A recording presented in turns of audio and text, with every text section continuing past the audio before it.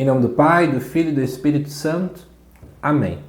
Amados irmãos e irmãs, é com muita alegria que nós estamos aqui para juntos estudar e meditar o Evangelho que a Igreja nos apresenta para esta sexta-feira, após as cinzas. E o texto de hoje se encontra lá em Mateus capítulo 9, versículos 14 e 15. E aí você vai perceber que o texto está muito atrelado então à primeira leitura, que diz assim: Naqueles dias os discípulos de João aproximaram-se de Jesus e perguntaram: Por que razão nós, os fariseus, praticamos jejuns, mas os teus discípulos não? Disse-lhe Jesus: Por acaso os amigos do noivo podem estar de luto enquanto o noivo está com eles? Dias virão em que o noivo será tirado do meio deles? Então sim, eles jejuarão. Gente, eu sei que só são 2 versículos, mas eu quero dar algumas iluminações aqui para que vocês possam entender melhor a polêmica do momento. Primeiro que esse texto, provavelmente ele foi escrito à luz de toda uma realidade que a comunidade de Mateus estava vivendo, onde muitas pessoas se questionavam se o jejum ainda era uma prática que era para existir ou não. E essa pergunta ela é também recorrente hoje. Muitas pessoas acham que jejum é coisa de gente velha. Mas na verdade é uma prática positiva sim.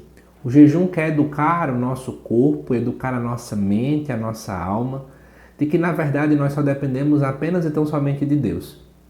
As outras coisas elas passam. Elas são necessidades nossas materiais, mas aquilo que de fato basta e preenche o nosso coração é o próprio Senhor. E aí o que acontece? Aqui no texto, conforme nós lemos, os discípulos de João Batista, aproximam de Jesus e perguntam: por que a gente jejuma e os teus discípulos não? O grande problema, gente, não era nem a questão se os discípulos de Jesus faziam ou não jejum. É porque eles estavam aqui, os discípulos de João Batista e os fariseus, se sentiam superiores porque tinham práticas religiosas a mais.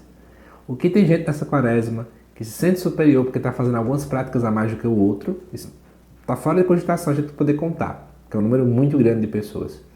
Quantas vezes a gente se sente maior porque está indo mais à missa do que o outro, porque está indo para mais adorações do que o outro, porque isso, aquilo, outro. Cuidado, viu, gente? Cuidado.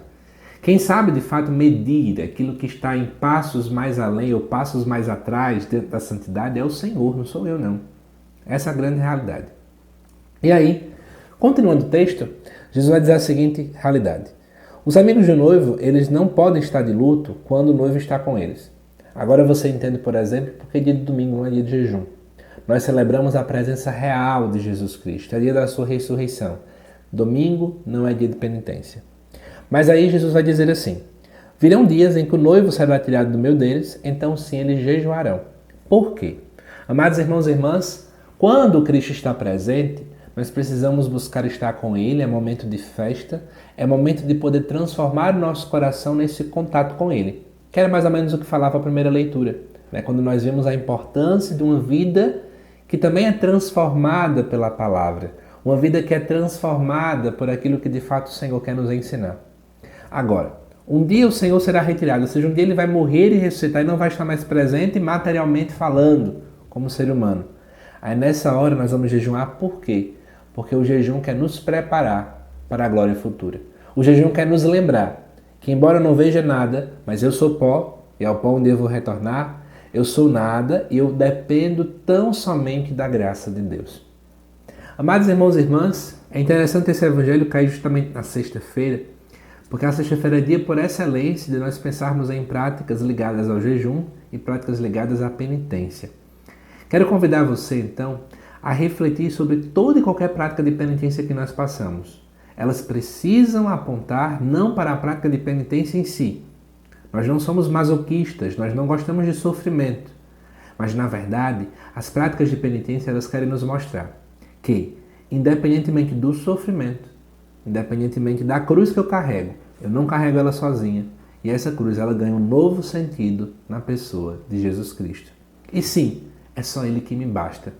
Então se talvez a sua prática de penitência nessa sexta-feira, sei lá, é acordar mais cedo para rezar mais, ou talvez é não tirar aquele cochilo após o almoço, e isso para você já é uma grande penitência, lembre-se que os cochilos podem ser retirados.